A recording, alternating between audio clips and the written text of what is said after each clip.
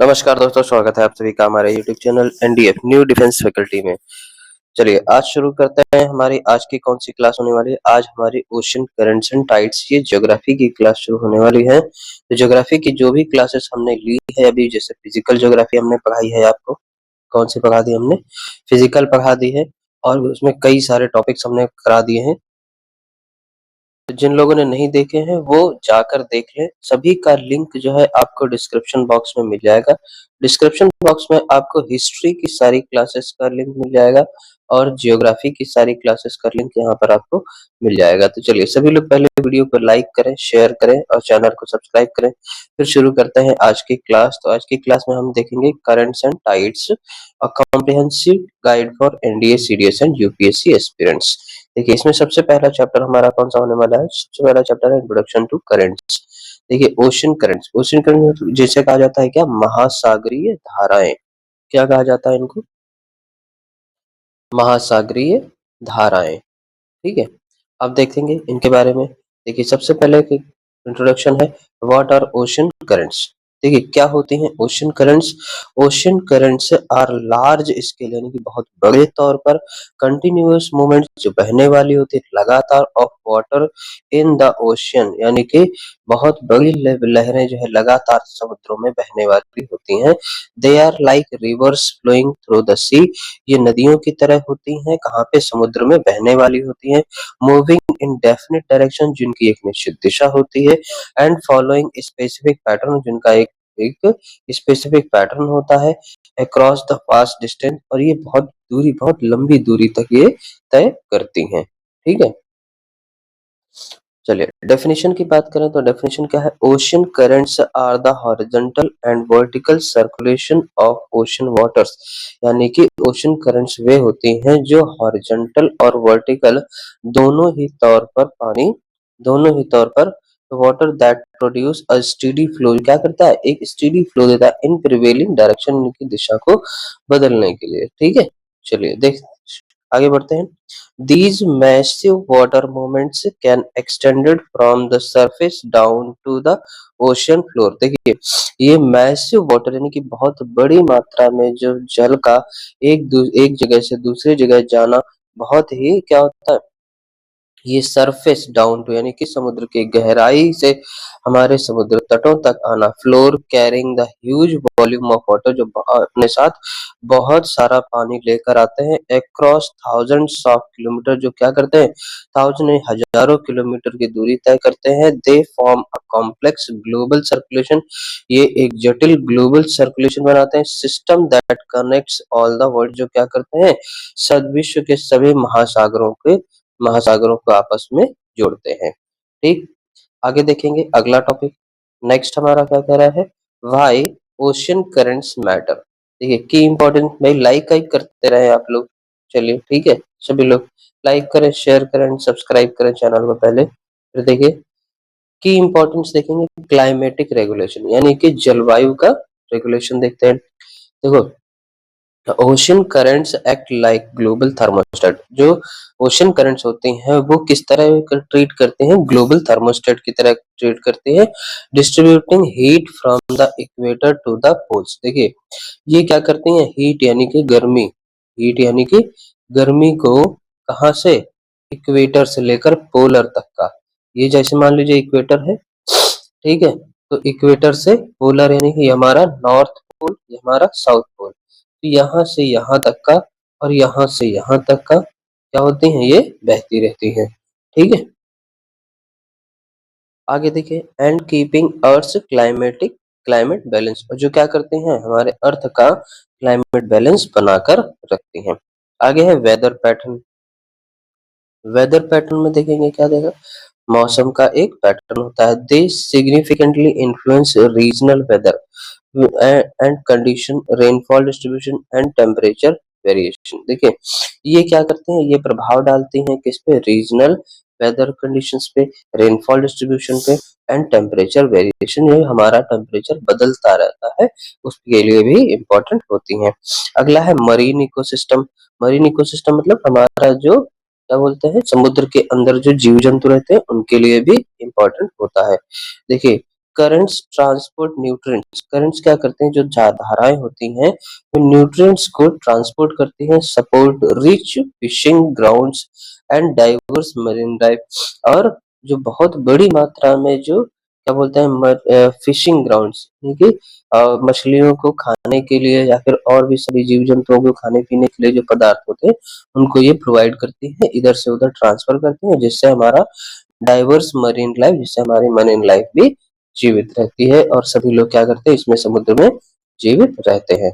अगला कौन सा देखेंगे, नेविगेशन एंड ट्रेड। नेक्स्ट हमारा कौन सा, नेविगेशन एंड ट्रेड। देखिए ships use ocean currents to save the fuel. अब देखिए जो बहुत बड़े बड़े जो पानी के जहाज होते हैं वे क्या करते हैं, करंट्स यानी कि महासागरीय जल धाराओं का प्रयोग प्रयोग करके अपने फ्यूल को भी बचा लेते हैं एंड टाइम समय को भी बचाते हैं ड्यूरिंग लॉन्ग डिस्टेंस, जब वो बहुत लंबी दूरी तय करते हैं एंड वॉयजेस दूर तक जाते हैं। देखिए महासागरीय जल धाराएं मान लीजिए अगर इधर की ओर जा रही हैं तो हमारा शिप भी अगर इधर की ओर जाएगा तो क्या होगा, उसमें फ्यूल कम लगेगा, ठीक है, क्या लगेगा इसमें, फ्यूल कम लगेगा, ठीक है। अगर विपरीत दिशा में जाएंगे तो फ्यूल ज्यादा लगेगा, ठीक। चलिए आगे देखेंगे। अगला नेक्स्ट हमारा क्या क्या है, global connectivity. They link difference different oceanic regions, ये क्या करते हैं बहुत अलग अलग जो है ओशनिक रीजन्स को कनेक्ट करते हैं, अफेक्टिंग ग्लोबल इन्वायरमेंटल प्रोसेस, और इन्वायरमेंटल प्रोसेस को भी अफेक्ट करते हैं, ठीक। चलिए आगे देखेंगे नेक्स्ट।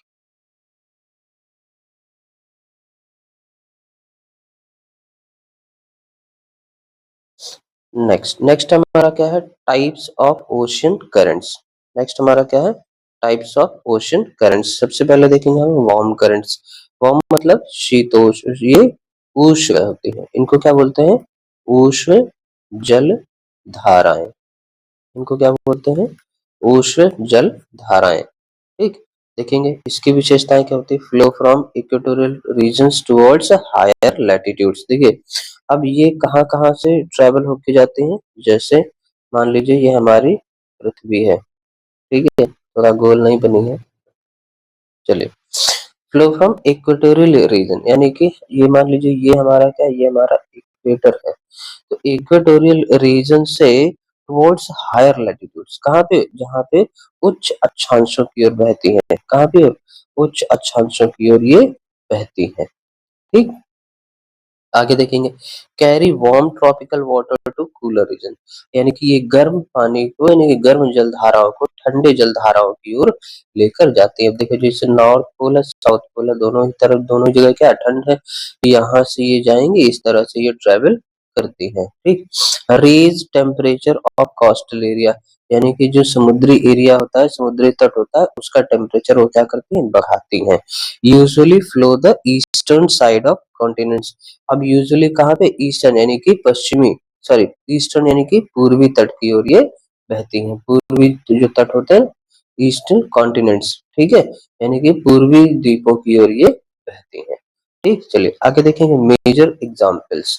अब जो इसके एग्जांपल्स देखेंगे, जैसे एग्जांपल्स क्या, Gulf Stream flows from Gulf of Mexico to North Atlantic, ये कहाँ पर है, गल्फ ऑफ मेक्सिको से नॉर्थ अटलांटिक की ओर बहती हैं, वार्मिंग वेस्टर्न यूरोप, और पूरे वेस्टर्न यूरोप को ये क्या करती हैं, गर्मी प्रदान करती हैं।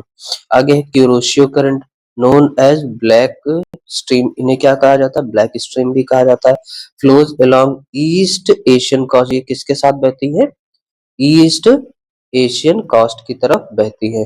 ब्राजील करंट की बात करें तो फ्लोज अलोंग ईस्टर्न कोस्ट, कहाँ पे, ईस्टर्न कोस्ट की ओर बहती है, ऑफ साउथ अमेरिका, कहाँ पे, साउथ अमेरिका में। अग्लुहास की करंट देखेंगे, flows southward along eastern coast of Africa, कहाँ पे, ईस्टर्न कोस्ट ऑफ अफ्रीका। अब देखिए अब यहाँ से आपको क्वेश्चन क्या है, बहुत ज्यादा बनते हैं मैचिंग वाले, क्या बनते हैं, मैचिंग वाले क्वेश्चन जो है सबसे ज्यादा बनते हैं, तो इसको जो है ये आप मोस्ट इम्पोर्टेंट आप टिक कर ले, यहाँ पर सबसे ज्यादा क्वेश्चन आपके बनते हैं। आपको क्या दे दिया जाएगा, कोई भी चार धाराएं दे दी जाएंगी और यहाँ का कोई भी एक टॉपिक दे दिया जाएगा, बोलेगा कि इसमें से कौन सा गलत है, क्योंकि ट्रेंड क्या चल रहा है, ट्रेंड हमारा सही करने वाला नहीं है, ट्रेंड हमारा राइट क्वेश्चन चूज करने वाला नहीं है। ट्रेंड हमारा जो चल रहा है वो रॉन्ग ऑप्शन चूज करने वाला चल रहा है।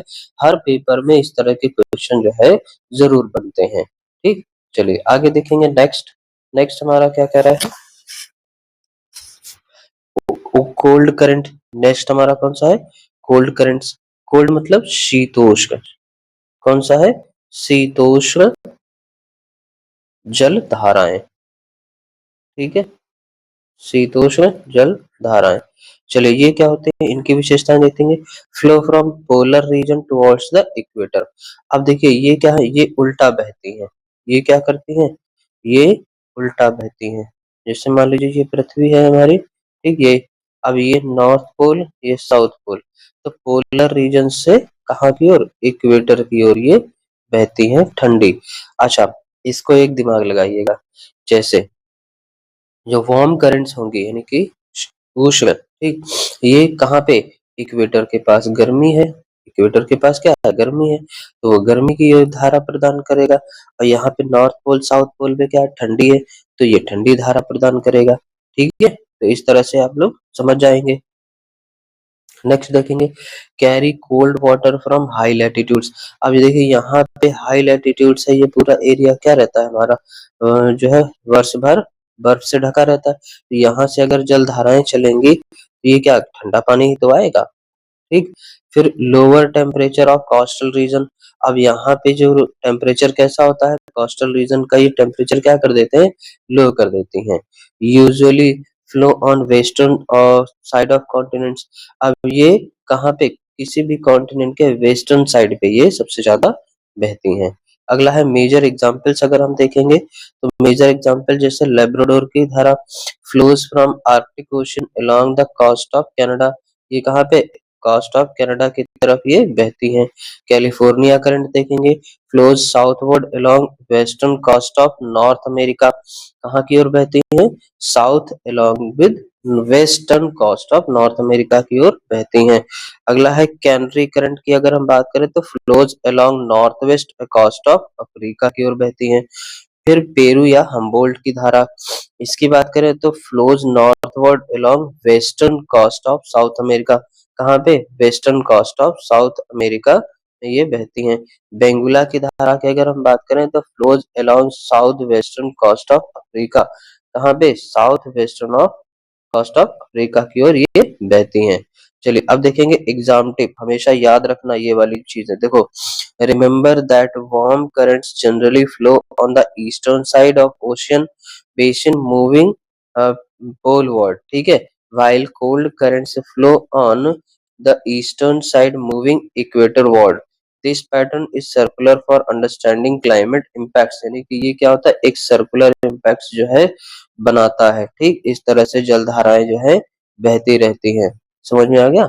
चलिए आगे देखेंगे, नेक्स्ट टॉपिक हमारा कौन सा है, नेक्स्ट है हमारा कॉज ऑफ ओशियन करंट्स।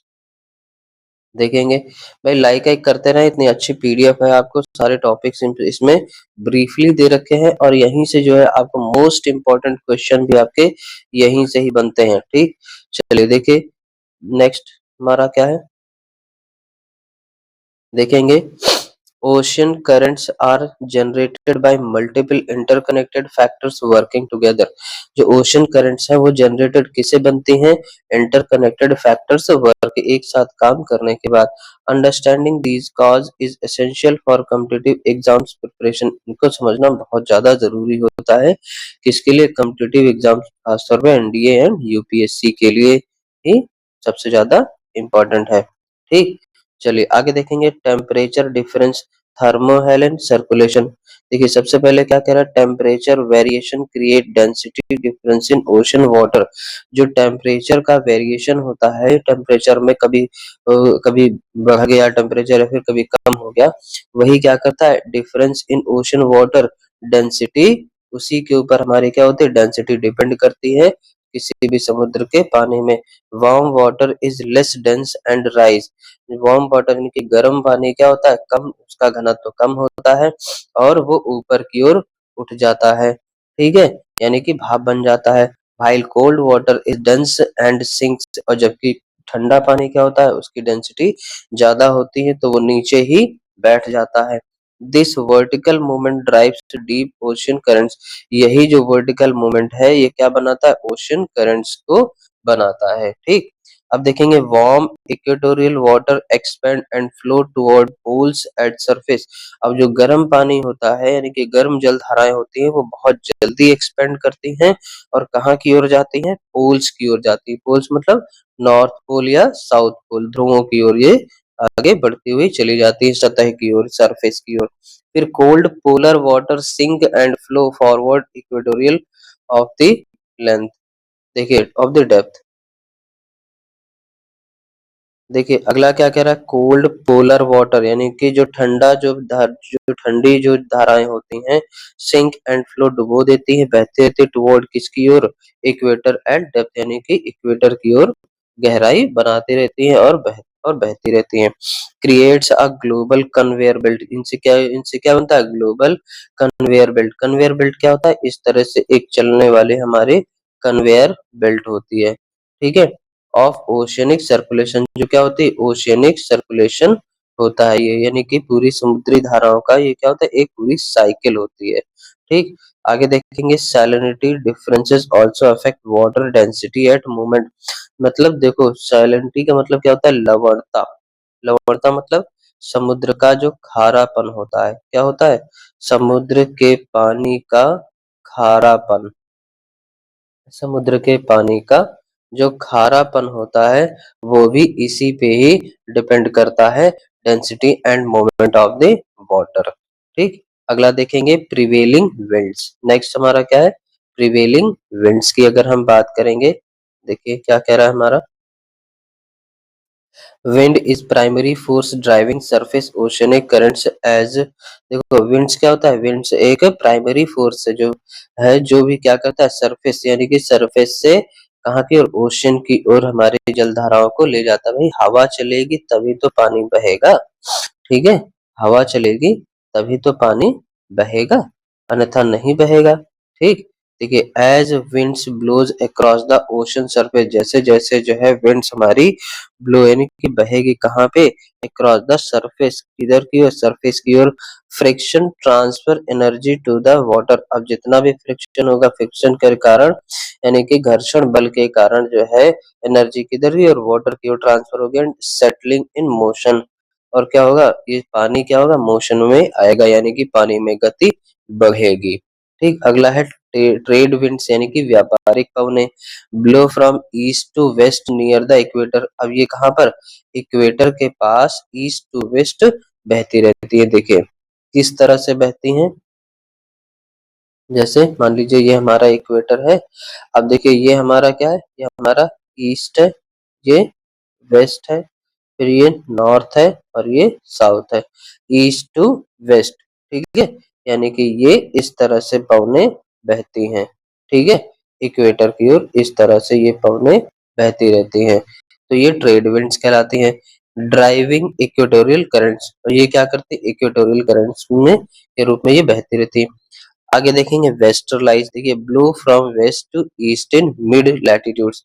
अब देखिए मिड लैटिट्यूड्स क्या होता है, जैसे मिड लैटिट्यूड्स में मान लीजिए ये हमारी पृथ्वी है, ठीक है, अब ये हमारा इक्वेटर है, यहाँ पर हमारे क्या, Tropic of Capricorn, Tropic of Cancer, ठीक, सॉरी ट्रॉपिक ऑफ कैंसर ऊपर है, ट्रॉपिक ऑफ कैप्रिकॉर्न नीचे है। तो ये हमारा कितना है, 23.5 डिग्री है, यहाँ भी हमारा क्या होगा, 23.5 डिग्री होगा, ये हमारा कितना है, 0 डिग्री है। अब ये क्या कह रहा है, 330 to 60 degree creating drift current. अब यहाँ पे ऊपर की ओर से नीचे की ओर ये इस तरह से बहती है, ठीक है, ऊपर से नीचे की ओर इस तरह से ये बहती है और यहीं पर ही क्या करती है, पूरी तरह से ड्रिफ्ट कनेक्ट करती है, बनाती हैं, और ये क्या करते हैं, एक सर्कुलर मोशन जो है बना के चलती रहती है पूरी पृथ्वी पर। नेक्स्ट देखेंगे पोलर एस्टरलाइट।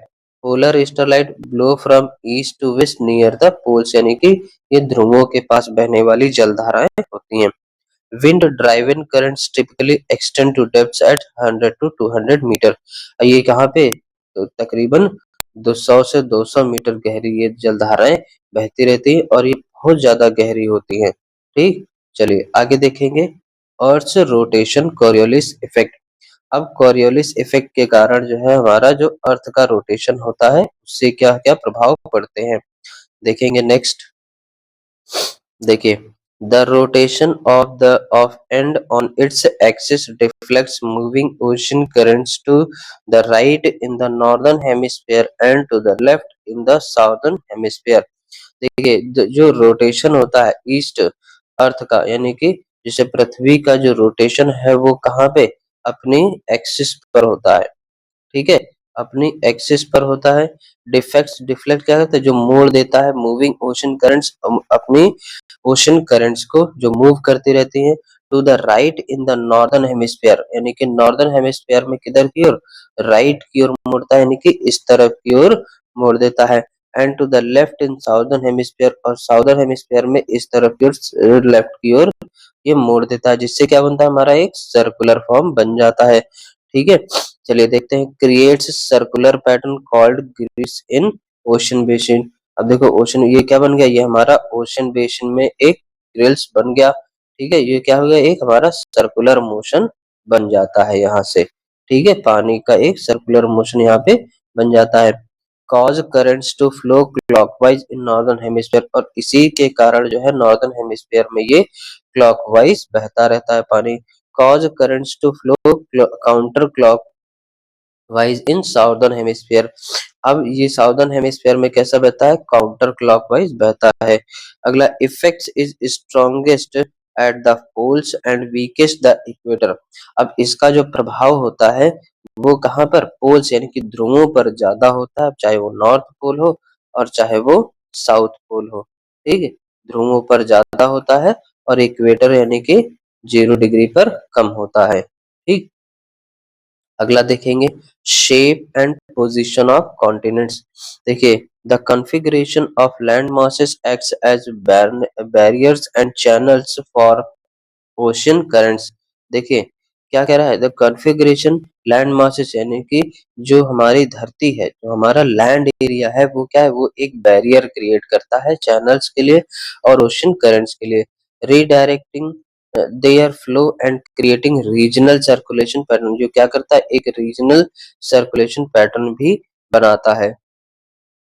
पहला पॉइंट देखिए क्या कह रहा है continents block currents to force them to change direction. जो कॉन्टिनेंट्स होते हैं यानी कि जो लैंड है जैसे मान लीजिए यहाँ से जलधारा आ रही है कोई और यहाँ पे हमारा कोई कंट्री है लैंड एरिया है, ठीक है, तो वो क्या होगा भाई इसके आर पार तो जाएगा नहीं तो ये क्या करेगा ये इसको रोकेगा एज अ बैरियर काम करेगा और ये वापस जो है यहाँ की ओर मुड़ जाएंगी जलधाराएं, ठीक। Narrow straits accelerate current speed. अब मान लीजिए यहाँ पर अगर कोई भी जलधारा कोई भी पानी की जगह छूटी हुई यहाँ पे फिर से अगर है कोई भी तो देखिए यहाँ से पानी क्या हो जाएगा पास हो जाएगा, ठीक है, तो ये क्या बन जाएगा नैरो स्ट्रेट्स बन जाएगा करंट स्पीड यहाँ पे बहुत तेज हो जाएगी। अगला है cost line shape influence local current patterns. और जो कॉस्ट लाइन होता है वो क्या करेगा हमारा शेप एक तरह से बना देगा लोकल करंट पैटर्न का। फिर अगला क्या कह रहा है ओशन बेसिन शेप डिटरमाइन गायर फॉर्मेशन। अब देखो जो ओशन बेसिन का आकार है वो भी क्या करता है डिटरमाइन करता है गायर फॉर्मेशन को बनाता है, ठीक। चलिए अगला टॉपिक कौन सा है इफेक्ट्स ऑफ ओशन करंट्स। ठीक है समझ आ रहा है ना सभी को, एक बार देखिए सभी लोग लाइक करें वीडियो को सभी लोग पहले, चलिए लाइक करें।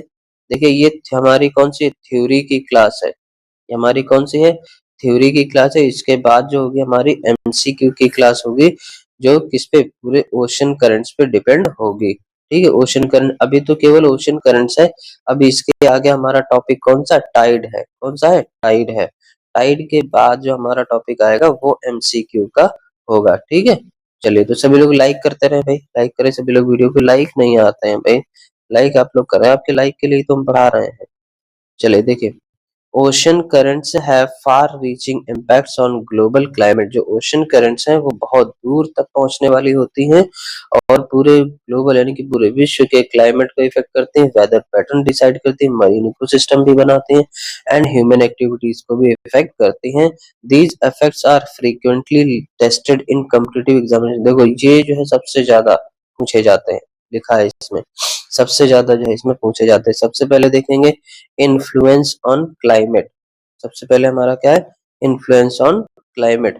देखो ocean currents are major climate regulators. देखो ओशन करंट्स क्या होते हैं, मेजर क्लाइमेट यानी कि ये हमारे वातावरण यानी कि जलवायु को नियंत्रित करने वाली होती हैं। मॉडरेटिंग टेम्परेचर को बढ़ाने वाली होती है, यानी कि जो जिसको बोलते हैं बैलेंस बनाए रखना, वो भी बना के रखते हैं across different region of the world. कहाँ पर, अलग अलग क्षेत्रों में, विश्व के अलग अलग क्षेत्रों में ये अपना जो है बैलेंस बनाकर रखती हैं। फिर वार्मिंग इफेक्ट देखेंगे, warm currents like the gulf of stream keep western Europe much warmer. देखो गल्फ ऑफ स्ट्रीम है, वो किसको, वेस्टर्न यूरोप को बहुत ज्यादा गर्म बनाए रखता है than regions at similar latitudes. और वहीं पर ही जो सिमिलर लैटिट्यूड्स पे होते हैं उनकी अपेक्षा उसको गर्म बनाए रखता है। कूलिंग इफेक्ट देखेंगे, cold currents like Peru current create cool and condition along adjacent coast. Next है टेम्परेचर मॉडरेशन देखेंगे, coastal areas experiences less extreme temperature due to ocean currents. Ocean currents के कारण ही क्या हो जाता है, जो कोस्टल एरिया होते हैं वो यानी कि इनको कम टेम्परेचर मिल पाता है। ठीक है, यहाँ पे टेम्परेचर क्या रहता है, कम रहता है। फिर रीजनल वेरिएशंस देखेंगे, यानी कि क्षेत्र में जो बहुत ज्यादा टेम्परेचर का उतार चढ़ाव होता है। Explain why London is warmer than Labrador despite being at the same latitude. देखो अब यहाँ पर क्वेश्चन पूछा जाता है, भाई लंदन जो है सबसे ज्यादा गर्म होता है जबकि लेब्राडोर की धारा से वहां पर सेम लैटिट्यूड्स पर जो होते हैं वो क्या रहते हैं, ठंडे रहते हैं। अगला देखेंगे, नेक्स्ट हमारा कौन सा point number 2, impact of on rainfall distribution. अब जो हमारी रेनफॉल डिस्ट्रीब्यूशन है उस पे भी क्या होगा, ये इफेक्ट आएगा। पहला देखेंगे क्या, ocean currents significantly affect atmospheric moisture content and precipitation pattern. देखो जो ओशन करंट्स होती हैं वो कहीं ना कहीं इफेक्ट करती है हमारे एटमॉस्फेरिक मॉइस्चर को, कॉन्टिनेंट को कंटेंट को एंड प्रेसिपिटेशन पैटर्न्स को भी इफेक्ट करती हैं। पहला है हमारा वार्म करंट्स। देखिए इंक्रीज इवेपोरेशन, इवेपोरेशन बढ़ जाता है, leading the higher humidity, humidity बहुत ज्यादा बढ़ जाती है, and rainfall in coastal regions. और जो रेनफॉल हो जाता है कोस्टल रीजन पे वो भी बढ़ जाता है, इसी के कारण होता है। देखिए वार्म करंट्स जब हमारी, देखो जैसे पानी को अगर हम गर्म करेंगे तो वो किस में, भाप में परिवर्तित हो जाता है। उसी तरह से ये क्या होगा, वार्म करंट्स होगी तो ये भाप में परिवर्तित होगी, इवेपोरेशन की प्रक्रिया क्या हो जाएगी, हमारी बढ़ जाएगी, और इवेपोरेशन जितना ज्यादा होगा उतना ही ज्यादा हमारा पानी भी गिरेगा। अगला है कोल्ड करंट्स देखेंगे, रिड्यूस इवेपोरेशन। कोल्ड करंट से क्या होता है, हमारा इवेपोरेशन कम हो जाता है, creating dry conditions and even desert along coast. और जबकि जो हमारा डेजर्ट अलोंग कोस्ट यानी कि जो हमारा रेगिस्तानी क्षेत्र होता है कोस्टल एरिया के पास, वो भी हमारा उस पे भी इफेक्ट पड़ता है। फिर मॉनसून इन्फ्लुएंस देखिए, changes in ocean currents affect monsoon timing and intensity. अब देखो ओशन करंट्स के कारण ही क्या होता है, मॉनसून पे भी इफेक्ट पड़ता है, उनके टाइम पे भी इफेक्ट पड़ता है, और उनकी इंटेंसिटी यानी कि वो किस तरह से आ रहे हैं, कितनी तीव्रता से आ रहे हैं, उस पे भी इफेक्ट पड़ता है। अगला है स्टॉर्म इन्फॉर्मेशन, यानी कि तूफानों का भी बनना इसी पे ही डिपेंड करता है। Warm currents provide energy for tropical cyclones and hurricanes. ये किसके लिए एनर्जी क्रिएट करते हैं, ट्रॉपिकल साइक्लोन एंड हरिकेन्स के लिए, ये तूफानों के नाम होते हैं। ठीक, पॉइंट नंबर 3 देखेंगे, effect of effect on fisheries and marine life. अब मरीन लाइफ पे क्या इफेक्ट पड़ता है इसके बारे में हम देखेंगे। देखिए लिखा है, ocean currents create nutrient rich zones that support abundant marine ecosystem. जो बहुत ज्यादा मात्रा में क्या न्यूट्रिएंट रिच जो है बहा कर लाते हैं अपने साथ में, जो सपोर्ट करते हैं किसको, वहां की मैरीन लाइफ को भी, और मरीन इकोसिस्टम को भी क्या करते हैं, ये सपोर्ट करती हैं। अगला है देखिए अपवेलिंग जोन्स। देखिए cold currents bring nutrient rich deep water to surface. जो कोल्ड करंट यानी कि ठंडी जल धाराएं होती हैं वो लाती हैं अपने साथ क्या, न्यूट्रिएंट रिच बहुत ज्यादा गहरे पानी में, टू सरफेस यानी कि गहरे पानी से ऊपर की ओर लाती, सपोर्टिंग प्लैंकटन ग्रोथ। जो वहां अंदर जो जलीय जीव होते हैं, जो शैवाल होते हैं, कवक होते हैं, काइक होते हैं, जीव मछलियां होती हैं, तो इन सब के लिए भी ये क्या करते हैं, हमारा प्रोवाइड करते हैं, और उन्हीं को ही क्या करते हैं, ये बढ़कर बड़े हो जाते हैं। रिच फिशिंग ग्राउंड्स, देखिए areas where warm and cold currents meet, जहां पर ठंडी जलधाराएं और गर्म जलधाराएं दोनों एक साथ मिलती हैं, वहां पर ग्रैंड बैंक्स नियर न्यू फाउंडलैंड। अब देखो ये एक जहाँ जगह दे रखी न्यू फाउंडलैंड, इसको जरूर याद रखना। ये कौन सा है? ग्रैंड बैंक्स है, नियर कहाँ पे? न्यू फाउंडलैंड में। आर एक्सट्रीमली प्रोडक्टिव, ये सबसे ज्यादा प्रोडक्टिव है, यहाँ पे सबसे ज्यादा मछलियां पाई जाती, अच्छी मछलियां पाई जाती हैं। अगला है माइग्रेशन रूट्स, देखिए marine species follow ocean currents during seasonal migration. देखो मैरीन स्पीशीज जो होती हैं वो फॉलो करती है किसको? ओशन करंट्स को। कब? सीजनल माइग्रेशन, जब सीजन आता है माइग्रेट करने का, ठीक है। तो यानी माइग्रेट मतलब एक जगह से दूसरी जगह हम क्या लेते हैं? ट्रांसफर लेते हैं, ट्रांसफर होता है, ठीक है। उसी तरह से मछलियां भी एक जगह से दूसरी जगह पर रहती हैं। फिर इकोनॉमिक इम्पोर्टेंस देखेंगे। Major fishing industries depend on areas influenced by cold currents. जो मेजर फिशिंग इंडस्ट्रीज जो होती है वो भी डिपेंड करती हैं इस पे, इन्फ्लुएंस बाय कोल्ड करंट्स, यानी कि ठंडी जलधाराओं पर ही ये पूरी तरह से डिपेंड होती हैं। अगला है हमारा नेक्स्ट फोर्थ नंबर, देखिए क्या करा है? Importance for navigation and trade. देखिए ocean currents have been crucial for maritime navigation, ये बहुत ज्यादा इंपॉर्टेंट होती है किसके लिए? मैरीटाइम नेविगेशन के लिए, through out the history and remain important today. अब देखिए ये जैसे आप लोगों ने देखा सुना होगा, वास्को डिगामा भारत आया था। कौन आया था? वास्को डिगामा भारत आया था, ठीक है। अच्छा इसको हम लोग हिंदी में तो ऐसे लिखते हैं, लेकिन इंग्लिश में कैसे लिखते हैं? वास्को द गामा, ठीक है इस तरीके से, ठीक है। तो ये क्या हुआ? भारत आया। अब भारत आया नहीं था, ये भारत भाई जलधाराएं जो जिस तरह से चल रही थी उस हिसाब से ये जलधारा, जैसे कोलंबस था, ठीक है।